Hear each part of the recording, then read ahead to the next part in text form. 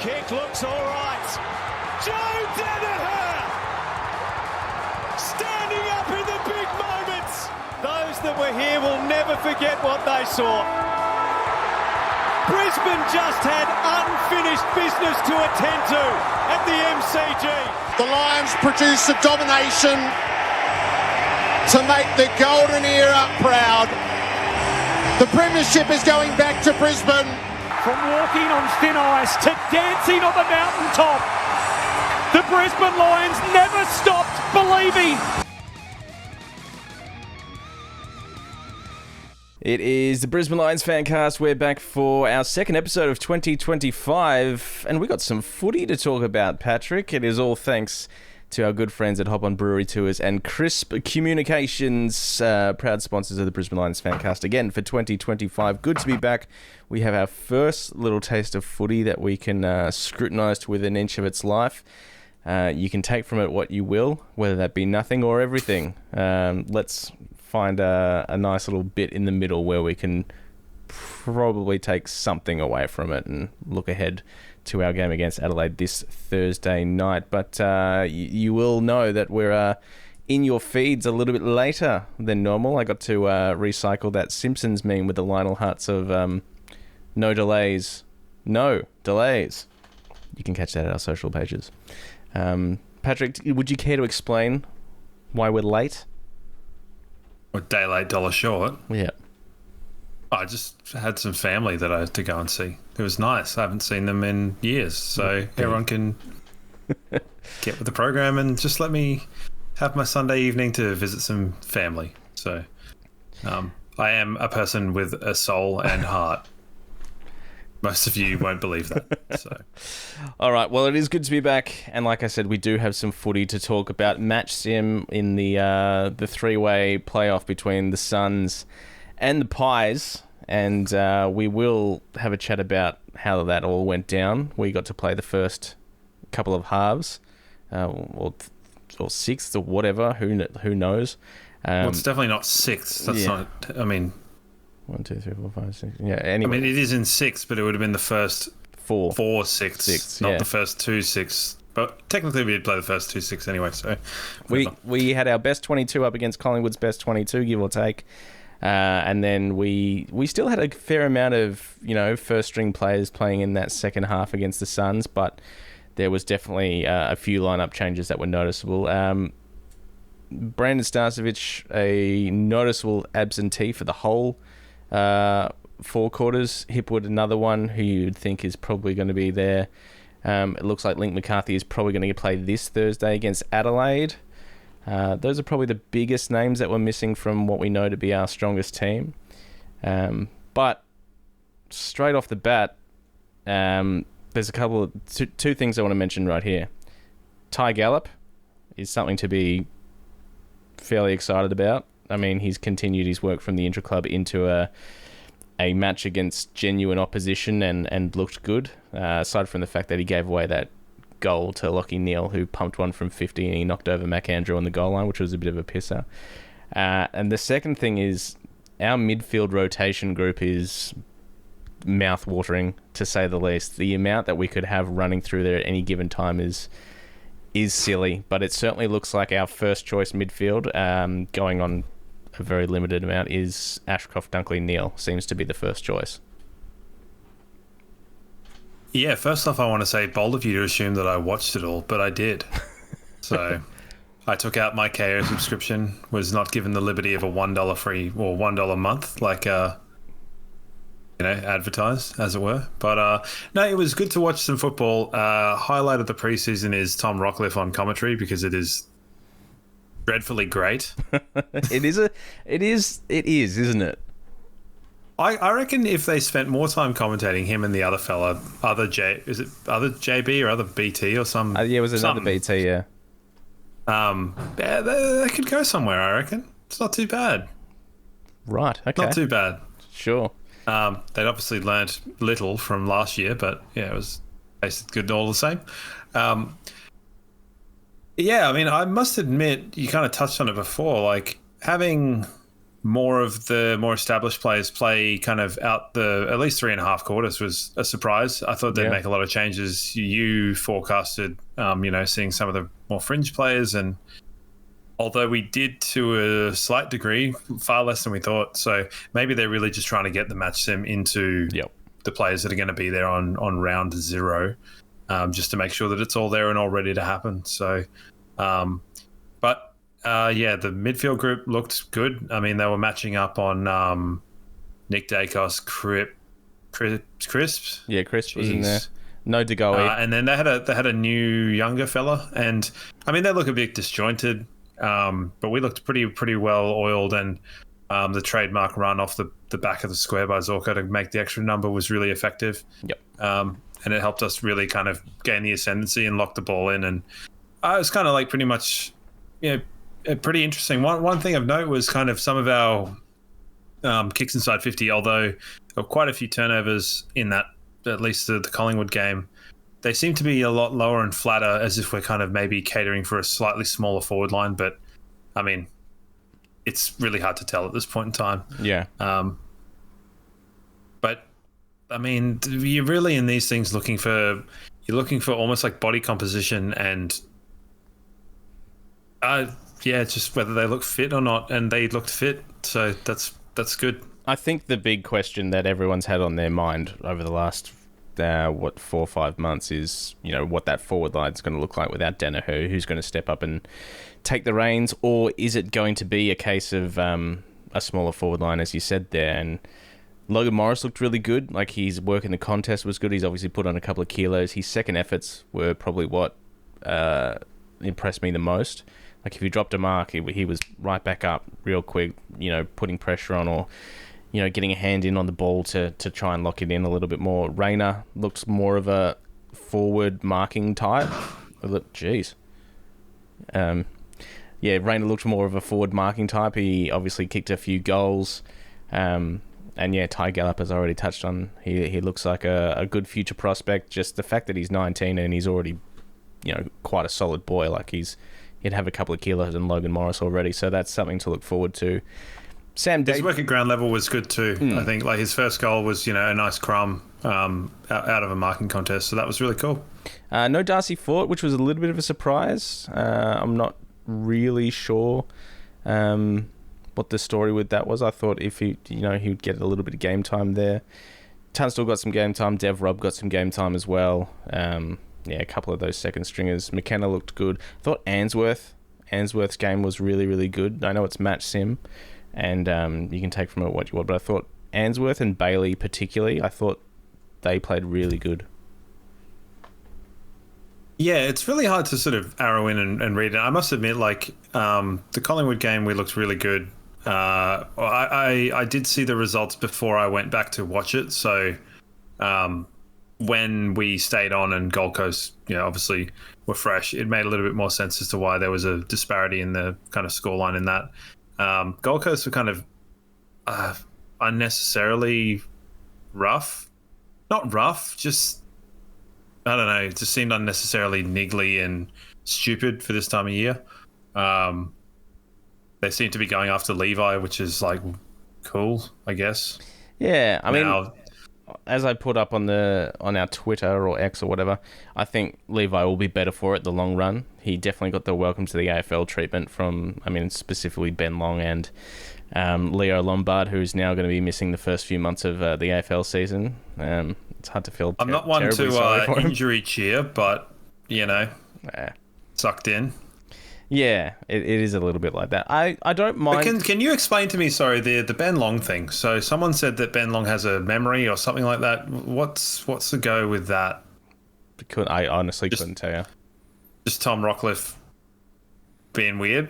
Yeah, very possibly. Maybe he was just touching on the fact that it's just Q Clash and there's been a historic spice in the games, but this is February match sim. I don't necessarily, if I'm a Gold Coast fan and I'm watching that, I don't mind it at all. For where you're at, for where you've been, for what you're trying to prove, a little bit of like aggression and instilling a winning formula for that club is not a bad thing for those guys. So if you're a Gold Coast fan, yes, you rue the fact that you come away with injuries, and you don't need that in February, especially from your like prize pick in Leo Lombard. But to instill that sort of, like I said, aggression and winning behaviour is it can't be a bad thing for them. Yeah, we'll agree to disagree. I mean, it's obviously dumb, and I'm glad we didn't do it. No, it's but we're looking to get different things. It harps back to sort of 2018, 2017, where there were sort of times where our blokes might go in unnecessarily hard, and it's like you haven't really earned the right to do that yet. And it kind of makes you look like a bit of a dick. So, and that's coming from me, of all people. So, all in all, it's fine. We got through it all good.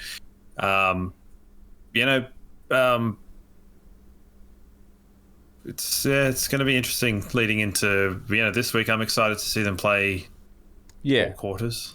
And we'll have a bit more of an idea of what our actual structure and our starting 23 looks like, and we will get to that. That's obviously going to be the topic of the day is our starting 23 for opening round against Geelong.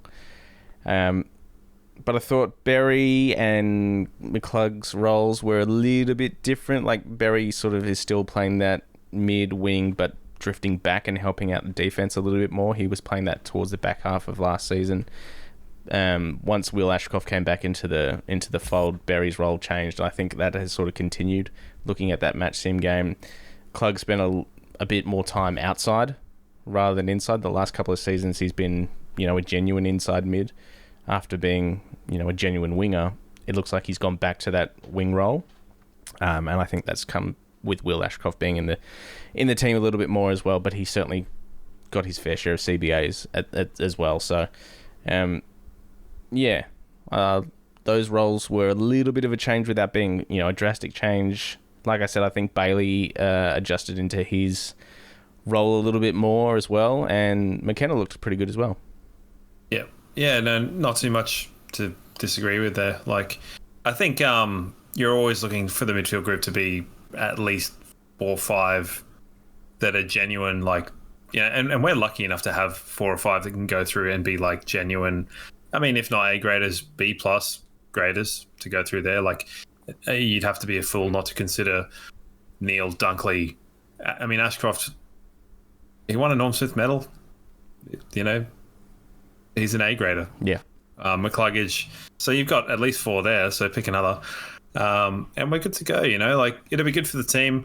We've talked about it at length at other times and in previous years of how having a strong, rotating list of people going through can just, like, tire the hell out of other teams that might have 3 guys that are good. Yeah. If you look at some of the other teams. But, I mean, it's a match sim. It is what it is. And we beat Collingwood, so sucked in to them. Collingwood's ball movement was noticeably quicker, I thought on Thursday night.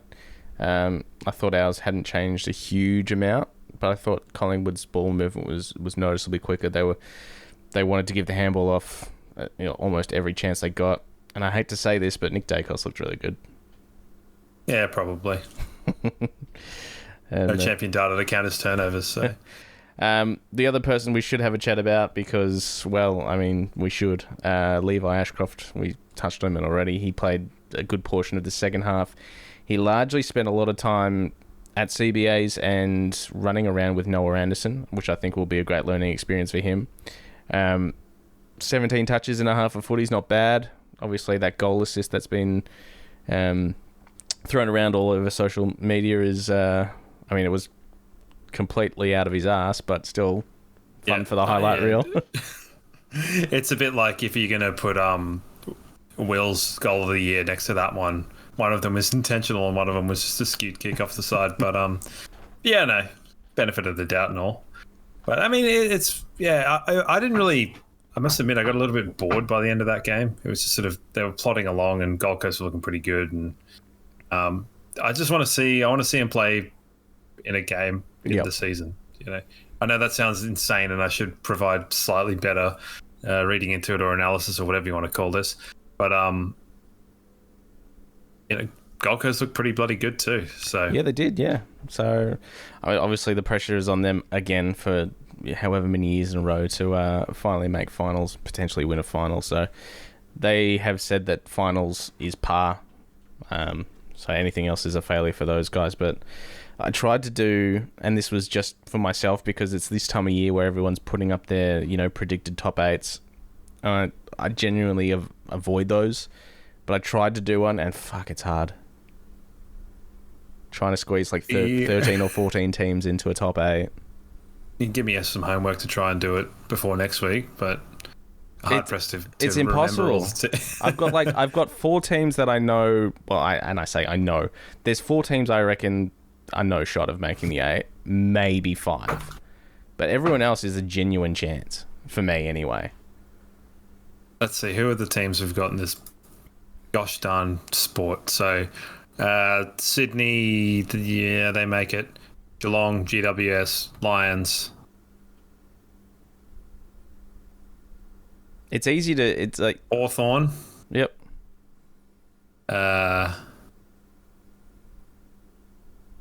Port Adelaide and Fremantle. That's only 7. Plus another one, whatever. Well, I mean, you've missed out on Carlton, Geelong. Sorry, I thought I said Geelong. So Geelong, throw Geelong in there. I mean, the 4 I know. I keep saying I know. The 4 I think are no shot. Obviously, Richmond, West Coast, North, Saints, and maybe Essendon. But everyone else is a live chance for me. I think Adelaide can rise up. I think the D's can go back in there. Like the top 8 from last year, Freo, Gold Coast. Everyone's a shot out of those, so it's really going to be difficult for me. Just earmark this bit when it ends up being a top 7 for some reason, and I've forgotten a team. That would be just like that. But yeah, we'll see. I might do a proper one and get back to you. It's hard. It is hard. I'll tell you that. Hey, Sam Day. Well, I found it relatively easy, so Sam Day. He is, I guess, and we will get into this a little bit more. We've got plenty of questions to get through, and I guess we will be talking about our opening round, first 22, 23. Sam Day is probably the fella that is going to be taking that Danaher role at least early on. Henry Smith has had the interrupted preseason. He's not going to get a crack at it. We brought Sam Day in. I think he will be playing opening round. He plays the backup ruck. He's a key forward. He provides contest. He didn't exactly inspire me with a huge amount of confidence in match sim. He played up the ground a lot, so he didn't really get a huge look at it inside the forward 50. That was largely left to sort of Rayner, Gallup and Morris. What were your thoughts on his performance? Unnoticeable. Largely. I know that's very, very succinct. I must admit, I was like, hold on, has Josh Walker come out of retirement here? What's going on here? When he lined up to go in the ruck, I a bit lost my mind and then was like, actually, wait, no, that's our fella. He's got a fair boot on him. Lining out that shot from 50, so that's good. Yeah. But it's just, I mean, to me, he's a structure piece, and it might provide some like completely no frills consistency that maybe Joe Dan didn't have, but also it will be far less fun when it's good. Well, that's it. Yeah, like he's a more consistent footballer aside from injuries, but nowhere near as talented or miraculous at the same time. So it's a bit of give and take with that. And yeah. Well, the floor ceiling things. Joe Dan had a extraordinarily high ceiling with a quite low floor from time to time, and Will Day's got his floor's not much higher than Joe's, but his ceiling is not much higher than his. But yeah, maybe I'll be completely proved wrong, and I'm more than happy with that. But I mean, if he's playing up the ground and we're having sort of Rayner, Morris, Hipwood play kind of one-on-one, a la sort of Fagan's paddock, which is not alliteration and doesn't really work. But maybe that's kind of a new way forward for the forward line, kind of in transition and stuff like that. So, well, it's also hard to know because Hipwood didn't play as well, because normally Hipwood is that playing up the ground type of operator. So maybe Sam Day was filling that role for that match sim game, and Morris and Gallup were your stay-at-home forwards. Whereas once Hipwood's back into the mix, Sam Day might be more stay-at-home forward, play backup ruck, which is probably more likely in my eyes. But geez, Sam Day is your number one key forward, taking the best defender every week. He creates a contest. There's one thing you can say. He is a good contested mark. He does create a contest, and he's a fairly reliable shot on goal. So he's also a pretty big boy, right? Yeah. Yeah. And I mean, the thing is if you've kind of got someone that's less good taking the best defender, if he's on Sam Taylor, you're kind of like, okay, cool, we're not exactly trading much there.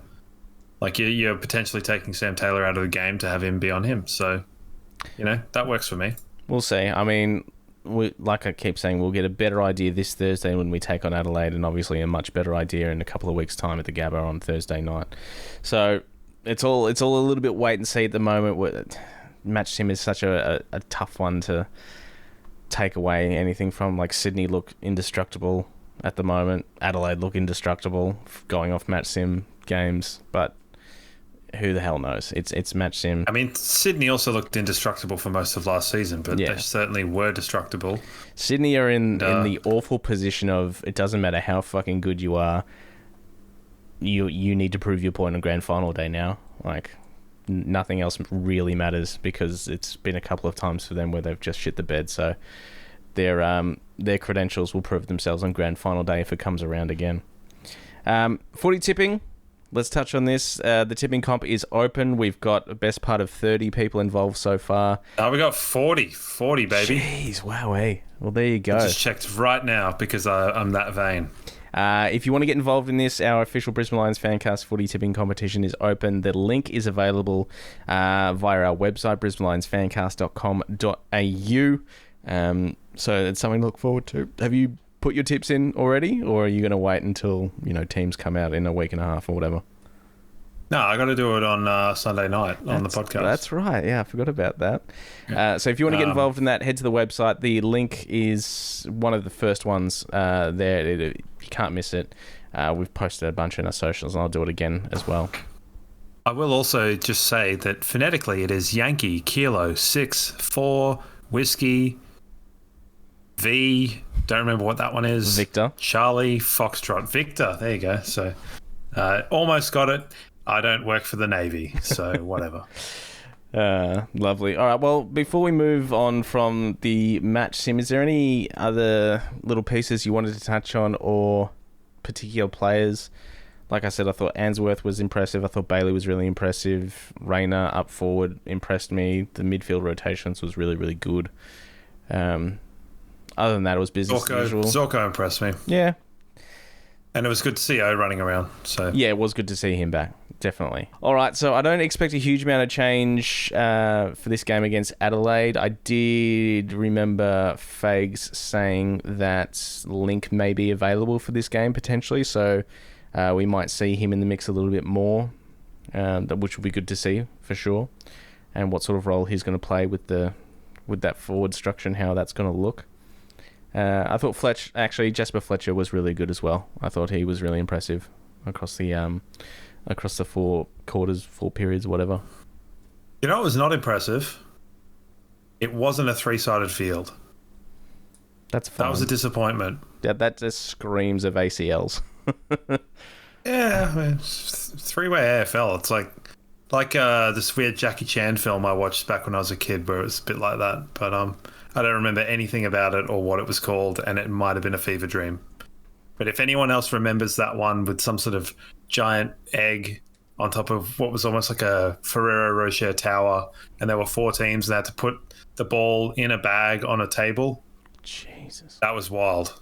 So right. This has gone right off the deep end. No, if anyone listening can remember what that Jackie Chan film is, please let me know. Yeah, okay.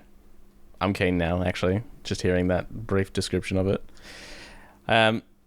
A couple of bits of random AFL news before we get into our questions. 2 bits, obviously, and I will be interested to get your thoughts on this one because I know your thoughts on the Carlton Football Club. Jagger Smith has done his ACL, which, I mean, that sucks. Your number 1 pick coming into a season already blowing his knee out in the lead up to the season. That's not what you want. Looks like they're already in a bit of injury strife for 2025. I mean, I don't really like. What do you think? Like, that just sucks for them. Yeah, that would be, your knee would hurt. That's what I think about that. I mean, it's a bit of a kick in the teeth to sort of trade up and find it. I mean, they lucked their way into pick 3 somehow. I can't even remember who they traded to get that. It was with West Coast. Yeah, but they I don't know. Currency does not seem to work the same way with some clubs as it does others. I mean, he was interesting in some of the Vic Metro stuff that I watched last year. Yep. Seemed like a nice person, but then again, he goes to Carlton. So can you really bank on a person's personality when that's what happens? But yeah, no, that sucks. But you move on. And He'll obviously, come back. The number 1 pick, Sam Lawler, with his concussion and fractured jaw, after getting crunched in a marking contest, after getting a nice little shove from Ruben Jimby. Beautiful. Yeah, no, not good either. But No. they're playing him too young. Will Ashcroft got a $2,000 fine for his cheeky little elbow on Matty Rowell. Come on. Does Mac Andrew get one for staging with that goal line thing on Ty Gallop? Because Yeah, that was a bit pissed. he felt like a sack of shit too. He But did. tell you what, someone that we've talked about over the past couple of years that looked a little bit. I mean, he still looks different, and we said the same thing last year. Bailey Humphrey, he roosted the ball from like 60 metres, and it cleared the goal by a mile. He looked good, Bailey Humphrey. He's set for a big year. Well, we've said kind of in this weird Gold Coast project that he's kind of the one that at least I earmarked as like that proverbial like Dustin Martin role within their team, the ability to float forward. And he's got bags of talent, and he could be on for a good year, but hopefully not when he plays against us. Yeah, no, he looked really good. There was a number of those players, like Cloese looked good as well. Bodie Euland, those players coming into their second and third year for the Gold Coast, they all looked really impressive. So Bodie Euland's really good. I'm excited. They've got some really really talented guys. So I'm excited for him. Yeah. I'm excited for him. All right, but it's cool. Let's get into some questions thanks to Crisp Communications, crispcoms.co. We've got a fair amount to get through. So let's start with Jimmy, who sent one through our SpeakPipe. You can always do that. Links available at our website, brisbanelionsfancast.com.au. Hi guys, Jimmy here. Diehard supporter of the mighty Lions. Big fan of the show too. I'm just coming in with a question here from a lot of people in the media that said that we couldn't win a flag with Joe Danaher and Hipwood as our forward line. Now that obviously we've won a premiership, and obviously Joe, without him we wouldn't have won. Let's be honest, you really come up clutch in a couple of those finals, and really delivered for us. And then now you can already see the narrative that they're writing that now that Joe's retired and moved on, that now we can't win without him. And so I just like to hear your thoughts. And I think that Sam Day can fill that role, and with bringing in a couple of young guys like Ashcroft and McCarthy will be coming back from his knee, I feel like our forward line can function, and I think we can go back to back. So I just like to hear your thoughts. Cheers, fellas. Go Lions. Right, thoughts. It is the question that everyone's been pondering over the last 4 months, and I must admit, I have been filled with a little bit of a sense of dread of, like, okay, we've got the premiership now. That's obviously amazing, but it is going to be hard to back up without Joe, because he was so instrumental, especially in that GWS game, of course. But if there's anyone that knows this situation, back to front, it is Chris Fagan, who, saw Lance Franklin leave after their first premiership in 2013. They go on to win the next two. So he knows what this is all about. The forward group they had around him at that stage, what was it? Roughhead, Gunston, Piopolo, Rioli, Bruce. Yeah, so I think it's, Hipwood is your Roughhead, and Logan Morris is your Gunston, and then you've got Raina Bailey, Lohman, McCarthy, Charlie Cameron around. So, like I said, if there's anyone that knows, it's going to be Fags.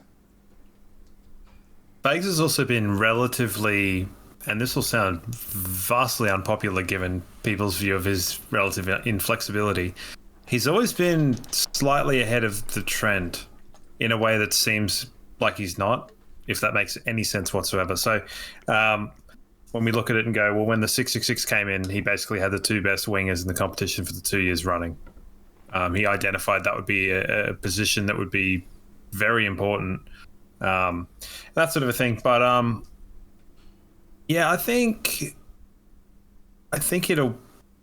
it's hard. The two ruck thing is hard, and whoever's going to pinch in with a bit of ruck time is it the sort of thing where we end up foregoing the second ruck and just competing at ground level? Could be possible. Sam Day being there, I mean, I don't know. It's an unknown quantity. I don't know the guy from a bar of soap. But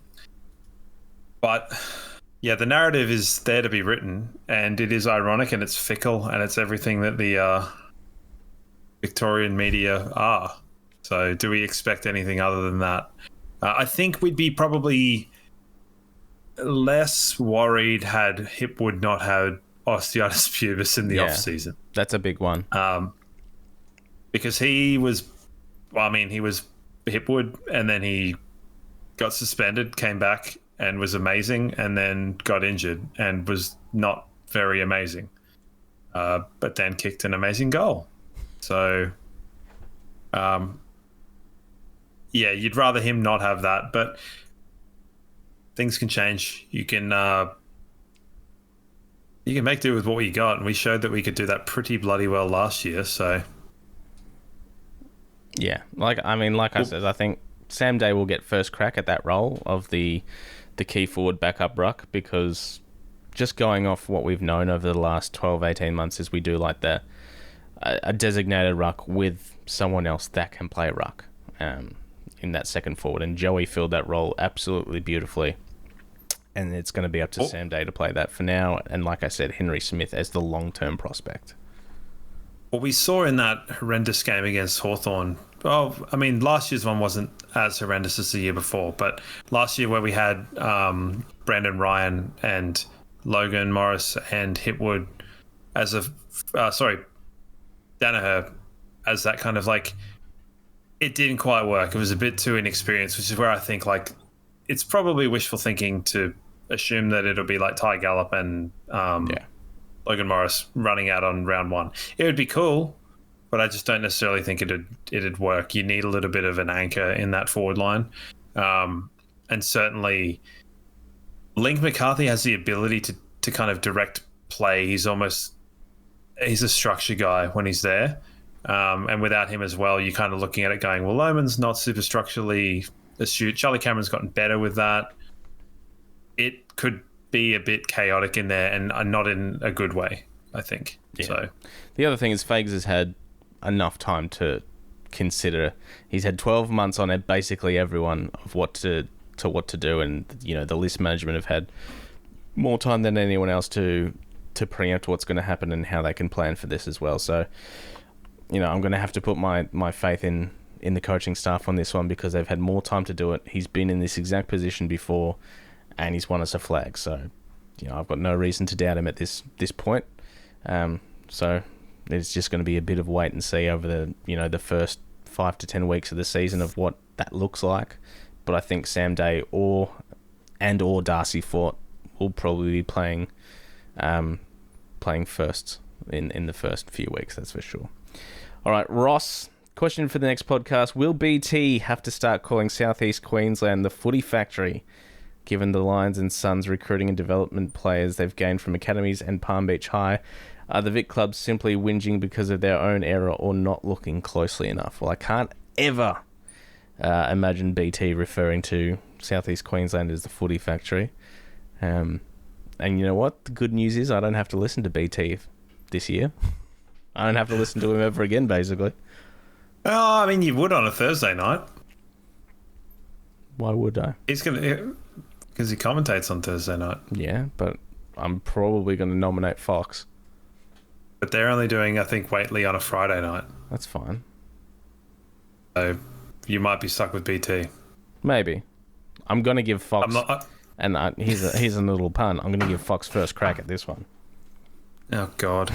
Fair enough. Good choice. Footy Factory, no. Are Vic clubs just sour graping it? Yeah, I think they are. And I think with the, we talked about this last year with the father-son stuff. It's pretty bloody convenient that they just forget it when it suits them. Yeah. And, I mean, you have things like the Camporelli boys, like, they went at such low draft picks and they were quite highly touted, but because they come from that's right. South Australia, it's like, they should have been way higher from at least, reading stuff about them. And they went at like 50 or 40 or something. So, I don't know. Carlton have some sort of weird draft crew that do good shit. So, good on them. It was a good sign. It was a good sign that Geelong bid on Ty Gallop. Like, I do take that as a really good sign, because Geelong don't miss. Yeah, it's probably, it's positive affirmation, but I think on the whole, Vic clubs probably need to take a closer look. But we don't necessarily want situations like we did with Fletcher going, probably, was it 4 picks higher because the Bulldogs were kind of bitter about Josh Dunkley moving to us. So you don't want that kind of stuff happening where they're just bidding on academy players at high draft picks just to kind of force the hand of who's picking them. I mean, teams like St Kilda that had their next-gen boys come in, quiet as a mouse, but as soon as it's the other clubs that are finally getting like structure and funding into footy in the right ways, in the same ways that it is down in Victoria, like just shut up and get on with it and draft your people. I mean, no one's ever really had go-home factor going back the other way from Victoria. Like, yeah, sure, someone's going to be like, this guy did this, but nah, not really. All right, next question. Aussie Bloke, when did the players know about Joey's retirement? I couldn't tell you. I'm not a player, so I don't know. But they obviously knew Grand Final Day, at least. At the very least, they knew Grand Final Day. I'm sure some knew beforehand, throughout the season, if Joey was particularly close to certain people. I don't know. Do you reckon that weird cult circle knew? The one with like Froggy and Dunkley and Froggy and Harris and stuff. Yeah, probably. I called them a cult circle. I'm going to stick with it. Well, yeah, I think there was a certain group of leaders, like the senior figures that Josh Dunkley got involved with. Yeah, I reckon they would have been the first of a playing group to know. Fags obviously knew. Danny Daly, I can imagine, knew early on. The list management team knew, recruiting staff, all that sort of stuff. The players obviously knew for Grand Final Day, and you could tell that by the way when he kicked that goal and everyone got around him. So they obviously all knew by that stage. Yeah, that reminded me. All right, here's a couple of questions that similar in nature. Bronny and Supersonic. Bronny says, how's Hippie going in terms of returning to play and his importance in the team? Supersonic, has Hipwood become our most important player now? We have cover in other positions, but if Hippie gets injured, the loss of him and Danaher is impossible to cover. Keep up the great work again this year. I'll be listening in every week from Ireland. Oh, shit. Well, top of the morning to you. Yeah. You might have to cut that out. No, it's in now. Now, I think we need to stress this at the start of the season. This is a fan cast. We do not have intel. Brooksy might have his weird fitness coach guy that knows a few things. I certainly know nothing. So the insider knowledge on Eric's status, don't know. Can't tell you. Is he our most important player? Possibly. Possibly. Because we know he can play centre-half back as well, so he's the ultimate swinger. Now, all the talk was that, he's progressing okay, but then again, he didn't play match sim. I'm not sure if we'll see him Thursday night. So it obviously isn't going swimmingly if he did play last week. But yeah, it is going to be a bit of watch and see. I think he'll be there for opening round, regardless of fitness levels. How much of a preseason he's had as well is a tough one, and in a season where he probably needed to put in a big one as well. I don't think it's impossible to cover Danaher, as we sort of touched on. Fags has been there. We're going to need to spread the load in terms of goal kickers, and I think people, it's a 15th of bloody footy to go on, but Logan Morris and Ty Gallop's progression is enough to give people a little bit of confidence. And then if we can potentially land a key forward at the end of the year, the one with a little bit of pedigree behind them, then sure, right back. Let's also not forget that Charlie Cameron's goal output was significantly down last year comparative. So if that spikes, it's probably fine. And it's also worth noting as well, Hipwood and the forward line, although they had Dan McStay there as well, it did function before Joe relatively well. I think probably we were doing a bit of Big O and a bit of Steph Martin for a time. Yep. But Hipwood probably had a better goal output, and I'm probably, someone again will be like, he kicked one more goal last year or something like that. But he had quite a good output and was a bit of a game breaker in some of those 2019, 2020 kind of games and things like that. So I think he functions as the kind of the lone wolf forward pretty well. I think Hipwood's quite good one-on-one and his athleticism works. So, we just have to wait and see. All right, Ben, what sort of goal return this season does Ty Gallop need to finish with us to make sure we don't need Oscar Allen? So what sort of a season does he need to have for us to go, you know what, we don't need Oscar Allen? And I think it's going to need to be pretty significant. He is in his first year of footy. I can't see him playing a huge amount of games this year, but I probably would have said that about Logan Morris last year as well. So that's a really difficult question, but kind of it's a curious question. Do we know how many goals Logan Morris kicked last year? Not off the top of my head. I'd have to imagine 20s. Rough estimate, 20s, maybe 30s. Unfortunately, it's hard to get to my keyboard, so I typed in Logan, and I can't really get to the other part, and it's trying to make me search for Logan Paul. So that's not good. All right, quick one. Logan Morris, games 19, goals 24. That sounds about right. About a goal a game. Yeah. A bit more than that. I can't see Ty Gallop playing more games than Logan Morris did. I just can't see it happening. Maybe they're going to be fighting for that same spot this year, depending on... Like I said... I'd say 10 goals, not to stop us getting a more established forward, but 10 goals would be a good return for him. That I'd be like, this guy's good. Yeah. You're looking for moments, and you're looking for like intent for young first year players. Yeah. You don't necessarily need the consistency. You don't need Will Ashcroft is a cut above. So that was the sort of thing where you're getting moments and you're getting consistency.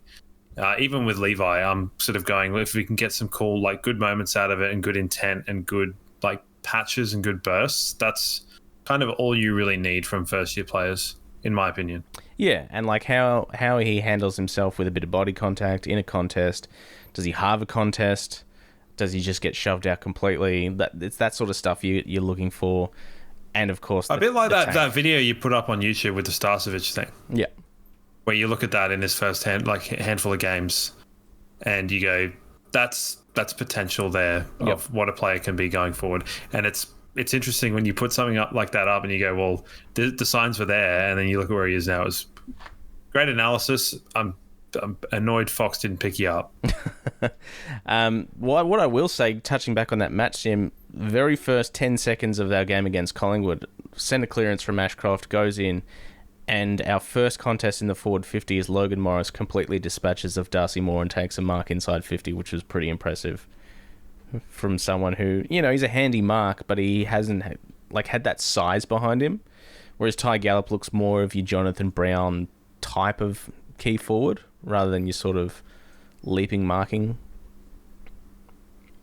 I've got a question for you. I asked this to my brother earlier on in the week. I said, if you were an up-and-coming forward, like a young forward, would you rather go to a club that had the best forwards or the best backs?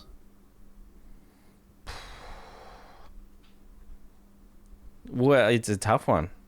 The best backs you get... I think it's easy. I think it's an easy answer. Well, the best backs, you're competing against the best and learning how to beat the best defenders. And potentially... That's the correct answer. Yeah, and there's potential for game time. Best forwards, you're learning off the best forwards as well. So there's pros and cons for both. Definitely. I think if you've got someone playing on Harris Andrews, Payne, Lester, Starcevic, I mean, they don't have to play against those guys in real life, so it's a bloody jamboree at that point in time. So Yeah, I mean, maybe that's what we're seeing. Yeah, probably. And look, I am excited to see what happens with Ty this year. It'll be a good sign if he doesn't get much game time, because it means our forwards are working, and it means Logan Morris is having a good season, and it means Hipwood's playing well, and it means Sam Day or Darcy Ford, whoever's taking that role, is filling that role and playing it well, and it means Link McCarthy and Alchi and Rayner and stuff are all doing their job. So, but on the flip side, I'm excited to see him in an AFL season and what he can do against, you Jacob Wiederings and Sam Taylors and the like that as well, because he's an exciting prospect for the years to come, Ty Gallup. Someone said earlier on that he's too short to play second ruck. Now he's probably still growing, right? His kids grow until they're like 22, 23. He's 20, give or take, yeah. So he's listed at 194. Now, Dan McStay was not a terrible second ruck, and he was only 194 in terms of big body getting in the way. A bit Hawkins style. Yeah. A bit like that. So it's not the sort of far-fetched thing longer term you're looking at, but yeah, we'll wait and see. And look, if he is young, and Logan Morris is young as well, and who knows what's been going on in this off-season, maybe the coaching staff, Ben Hudson and, Fags have put it to these guys as well as, hey, it wouldn't hurt for you guys to learn to ruck, second ruck, even if it's just forward 50 stoppages, to learn that role, because it's a role that needs filling. So you never know. Well, because that's the thing, right? It could get into a viable situation where you don't necessarily have to have Big O in forward 50 rucks, and then he doesn't have to worry. You don't necessarily have to have that second ruck going into the centre bounces. I also saw you spill all that water there, so sucked in. Yeah, he does, and they don't necessarily have to be a great ruckman. They've just got to compete. They've just got to be a body in the way. You said half the contest before, and I agree. That's the sort of thing. Anything above that's a big asset. So, any other questions? Yes, one. Speaking of your brother, this one comes from your brother John. What do you guys see? And it's on the back of what we've just been chatting about. What do you guys see? Can I say? Thank goodness it's not a speak pipe, because that was insane ramblings last year. What do you guys see as the second infield ruck option now that Joe's gone? There doesn't seem to be a straight, obvious answer. What do you guys think? And we have sort of danced around it, and I'm sticking with it. Sam Day he will get the first crack at it. He'll play this Thursday, I would imagine, and probably opening round. It will be his first up. You might see Darcy Fort play that second ruck forward option, and as the season goes on, you might see Henry Smith in that one as well. Or could we see Charlie Cameron? No. He had that one hit out last year. That's right. And Josh Dunkley, as we know, has played ruck before as well, so who the hell knows? So I wrote Dunkley on third on my list. So I had Fort, Day, Dunkley, Gallup, Morris, and then, I don't know, Darryl White. Is he doing anything? You never know. No. Like, it might be a case of, like, well, if it's in the D50, Jack Payne might take him. If it's in the forward 50, Hipwood, you cop these ones. Well, Logan Morris. I mean, Hipwood's done a little bit as well, not much, and it didn't look great whilst doing it, but I'm pretty sure Ashcroft kicked that goal in the grand final off of a Hipwood forward 50 stoppage, so magic can happen. Yeah, I think it's Sam Day's first up, and we go from there in a nutshell, and we have spoken about that. These questions are difficult because it's all theoretical, and Well, it won't be theory for too much longer. We've got our second official pre-season match against Adelaide this Thursday night at Brighton Homes Arena, and then the opening round where the flag gets unfurled against Geelong, the prelim final rematch at the Gabba on the 6th of March. 6:50 kickoff for that one. All right, let's get to the unenviable task of the starting 23 for opening round, and I think you and we had a bit of a chat before this, and it's not going to be exactly controversial or very exciting, because I've only made the two changes from our grand final team. McInerney in and Fort out. Sam Day in, Joe Danaher out. Noticeable absentees there are probably McCarthy, and who will probably be right to play for opening round if he's available for selection. And I've left Levi Ashcroft out. A lot of people would probably have Levi Ashcroft in that starting 23 at probably the expense of a Jasper Fletcher or a Connor McKenna, but Connor McKenna's my sub. Again, because he's impressed in this preseason in the intra-clubs and that match sim so far. His kicking was really, really good on Thursday night, I thought. So yeah, my 23 for opening round is pretty not that good, I suppose. I mean, it's not good. It's just no one's going to walk away from that going, oh, I can't believe he said that. I mean, so I would say this. I'm kind of in line with you. We know that I love Noah Answorth, the Hoover. Yeah. But I could easily see him coming out and then Levi Ashcroft going onto the sub with McKenna going in. Yeah, it's not a bad shot. And it depends on whether Hipwood is fit or not as to whether I think if Hipwood's not there, then I think Gallup might trot. Yeah, I'd say so. But that's... We'll definitely... I mean, we'll definitely have a better idea after this Thursday night about that lineup, especially when it comes to someone like Eric Hipwood or maybe Darcy Fort, what sort of role Sam Day will play, if it looks a little bit more like what we can expect, because that is what I'm expecting, is Hipwood is the forward, Sam Day is the second ruck. And I want to stress this, make it clear, this is not the best lineup.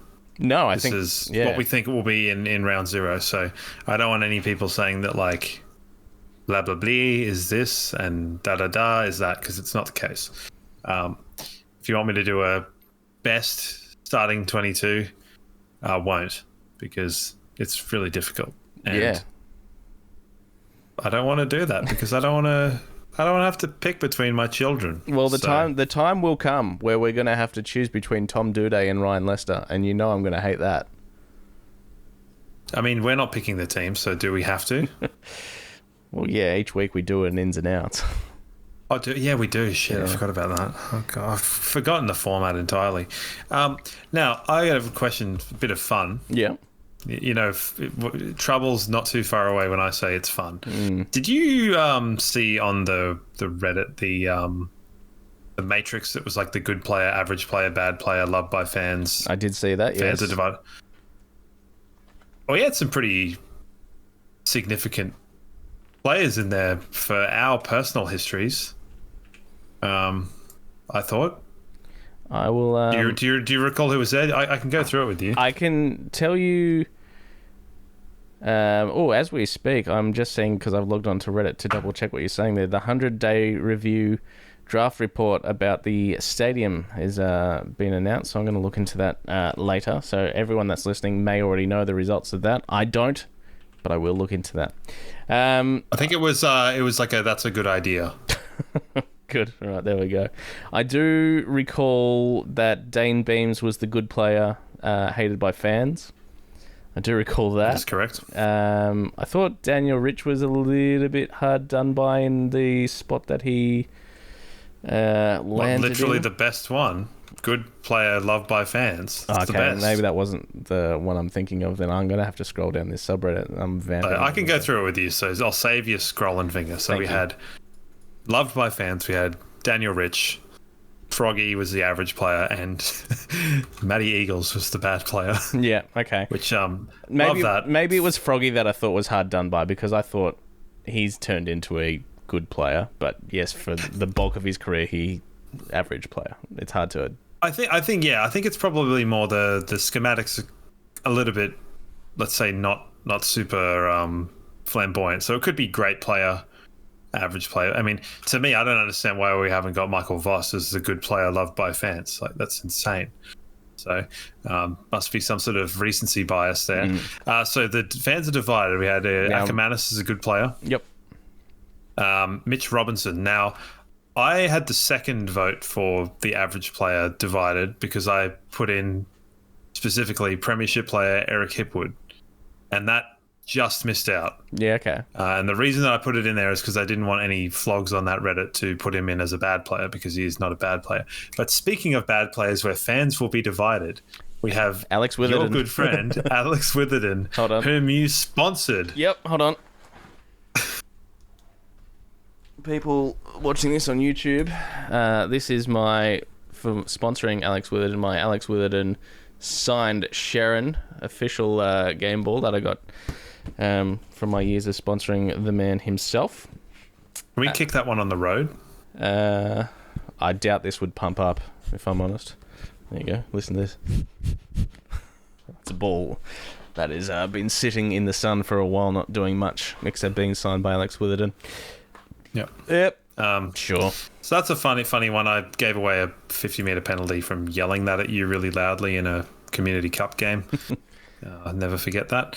Then we had, obviously, Dane Beams, self-explanatory then. So average player hated by fans, we got James Aish, which there's a funny story behind this too, where when I turned up to community cup training, you thought that I was a dead ringer for James Aish at the time. That's right, yeah. So that was my nickname from you for a while.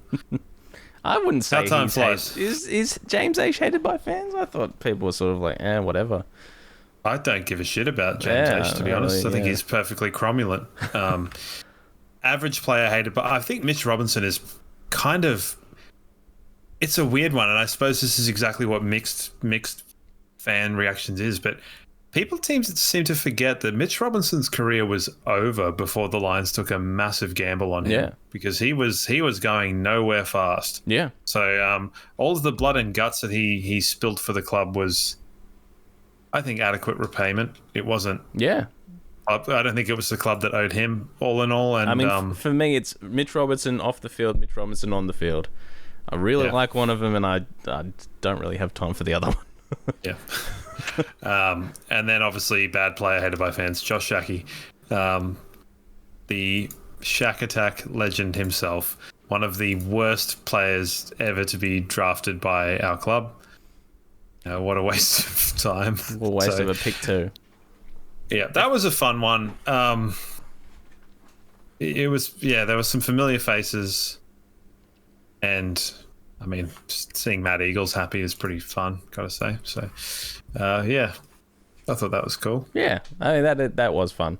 Let's never do it again, having said that. No, absolutely not. All right, well, this time next week, we will have a bit more footy to talk about, and we will certainly have some footy to look forward to.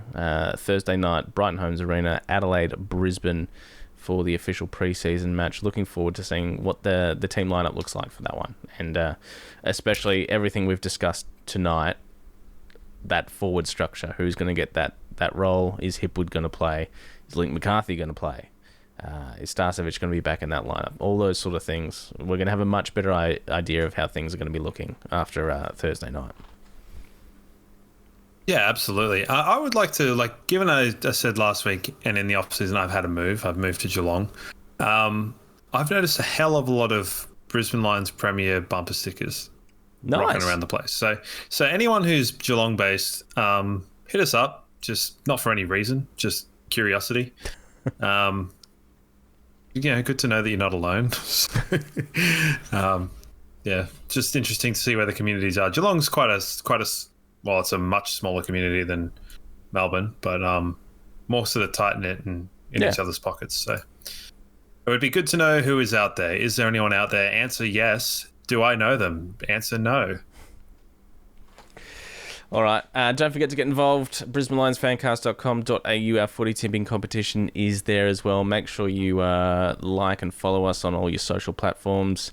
Give us a review on Spotify and Apple or whatever you're listening to. Get involved. Interact with us in YouTube and stuff, and get the podcast out there a little bit more. And, of course, a huge shout-out to Hop On Brew Tours and Crisp Communications for making it all possible. Are they new glasses? Yes. From last season? Do you miss your old glasses? Probably. Yeah. Maybe that guy was onto something after all. All right. Catch you next week.